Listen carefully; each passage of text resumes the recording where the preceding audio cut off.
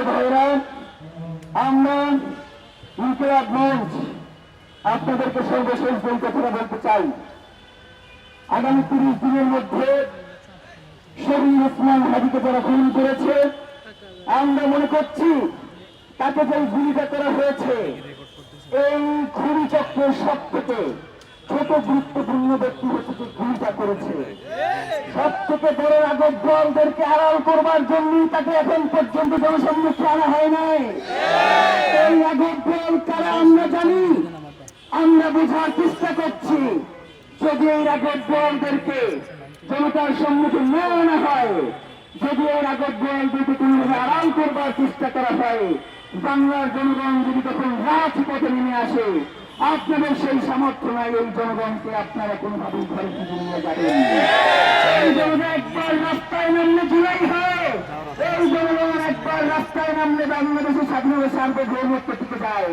সুতরাং যারা স্বাধীনতা সার্বভৌমত্বকে বিনষ্ট করতে চান, আপনাদেরকে আমরা হুঁশিয়ারি করে বলতে চাই, বাংলার জনগণ আমাদের শুধু অপেক্ষায় রয়েছে যে আমরা কি কর্মসূচি ঘোষণা করব।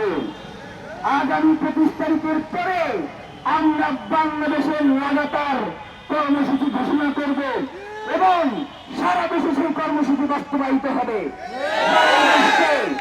ওসমান হাদির খুনিদের গ্রেফতার করে না করা পর্যন্ত বাংলাদেশে আমাদের এই লড়াই চলমান থাকবে। আমরা যদি মরে যাই, আপনারা এই লড়াই চালিয়ে যেতে প্রস্তুত আছেন না? সুতরাং আমাদের প্রধান দাবি হচ্ছে শহীদ ওসমান হাদির হত্যার সাথে যারা জড়িত রয়েছে সকল কুশলীদেরকে দ্রুত আইনের আওতায় নিয়ে আসা। সিভিল মিলিটারি ইন্টেলিজেন্সের মধ্যে ঝাঁপটি মেরে বসে থাকা আওয়ামী সন্ত্রাসীদেরকে দ্রুত চিহ্নিত বিচারের মুখোমুখি করা। প্রিয় ভাইরা, বাংলাদেশ খুব কঠিন পরিস্থিতির মধ্যে দিয়ে যাচ্ছে। বাংলাদেশ খুব কঠিন পরিস্থিতির মধ্যে দিয়ে যাচ্ছে। আমরা সবাই মিলে যদি এই কঠিন পরিস্থিতি মোকাবেলা করতে না পারি, তাহলে যে জুলাই আমাদেরকে আশার আলো দেখিয়েছিল, সেই আশার আলো নিভে যেতে পারে। আমরা কিছু হতে দিব?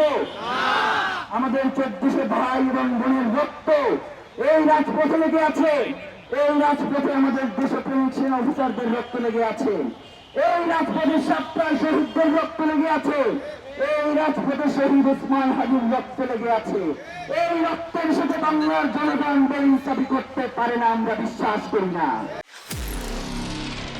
নিরপেক্ষ, সত্য প্রকাশে আপোষহীন।